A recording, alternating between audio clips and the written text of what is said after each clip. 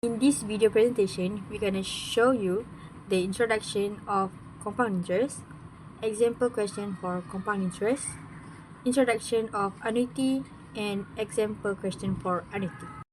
Introduction of compound interest. Interest earned on both the principal amount of a loan or deposit and the interest has already been earned on that principal. Principal which grows by some definite fraction of the original principal. Loan or deposit can be compound in various types like annually, semi-annually, quarterly, and monthly.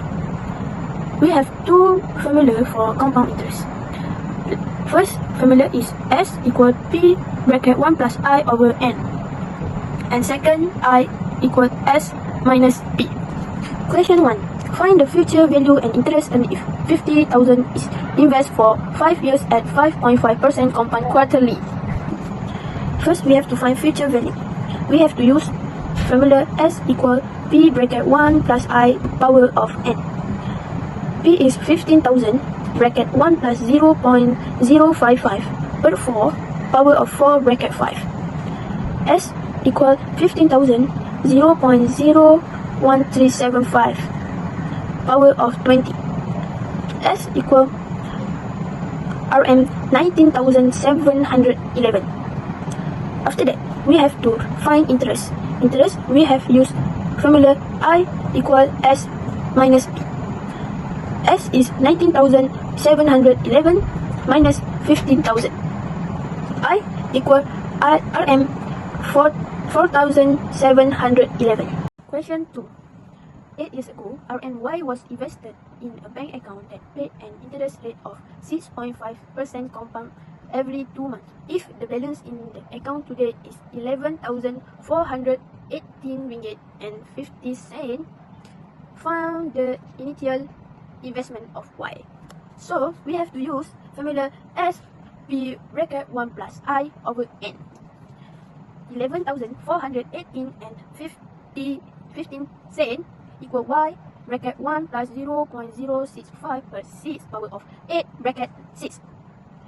11,480 and 15 cents equal Y plus 0.065 per 6 power of 48.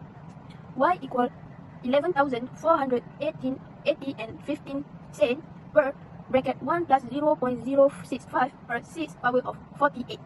The answer is RM 7,440 and 48 cents. Okay, so let's move on to question number 3. Vivian wishes to invest 12,000 in fixed deposit account 5 years. She has two options. CIBD Bank offers 4.25% interest compounded quarterly, and MMB Bank offers 4.3 interest compounded monthly. Okay. Compare the interest earned from both banks recommended. Which bank should Vivian choose? Justify your recommendation. Okay. So as you see in my slide, I put the formula S equals to P bracket 1 plus R per N bracket N multiple T. Okay. We use two formula because the first thing we want to find the simple amount, okay, simple future value for the invested things. And second question is we use interest formula I equals to S minus P. Okay, move to the question 3 slide for the equation. Okay, as you can see, I put out the information about that. So we know the P is a principal, P is 12,000, and T is time. T I put 5 because it says 5 years. 5 years. Okay, and R, what is an R? R is in rate compounded. Okay, the rate is 4.25%, but I divided to 100 and we got 0.0425. Okay, and N is a compounded monthly. Compounded monthly is 4 because it says compounded quarterly for the CIBD Bank. Okay, and then we use that formula, just put that, and we use to get interest. For the interest, we get the S1, and we put the S1 is for the interest. We took the S from the S which previous S we get.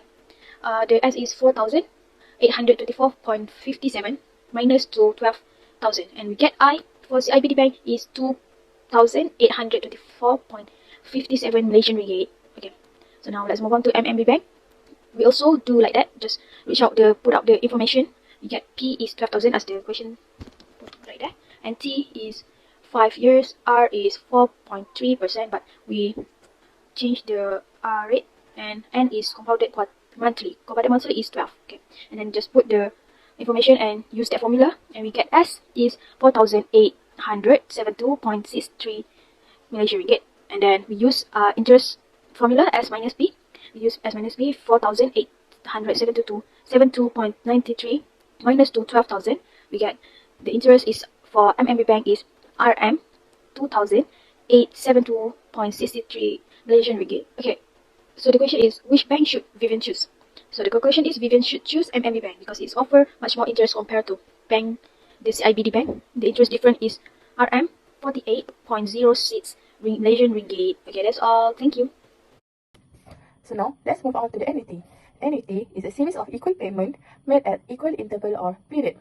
So in this chapter, we have two formula, which is future value. The formula for future value is S equals to R bracket 1 plus I to the power of N minus 1 divided by I, where R is the periodic payment, I equals to periodic interest rate, N equals to investment period, and S equals to future value of annuity after interest period. The other formula is for present value, which is A equals to R bracket 1 minus bracket 1 plus I close bracket to the power of negative N divided by I, where A is the present value of annuity after interest period. To find the interest period in a future value, we use interest equals to future value minus amount N, where I equals to S minus NR. And finally, to find the present value, we use interest equals to amount given minus present value, where I equals to NR minus A. Question 1. Naira took a loan to purchase a new Myvi car. The bank charged an interest rate of 3.8% compounded monthly. She will repay the loan with a monthly payment of RM 845 ringgit over a period of 5 years. Calculate the total amount that she actually needs to pay back to the bank. First, we need to list all the information that are provided in the text. So in the left side, we got R equals to RM 845 ringgit, K equals to 0.038, M equals to 12, and T equals to 5. On the right side, we got I equals to K over M equals to 0.038 over 12, and we got 19 over 6,000.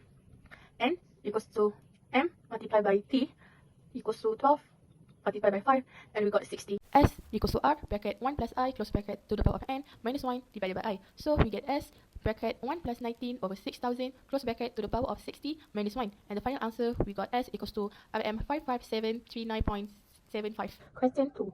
No, but a Toyota Yaris for RM 91600 with a 0% down payment. He took a car loan for 7 years at an interest rate of 3.65% compounded monthly.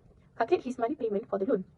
So in this question, we use the formula of A equals to R bracket 1 minus bracket 1 plus I close bracket to the power of negative M divided by I, where A equals to RM 91600, K equals to 0.0365, T equals to 7, and M equals to 12.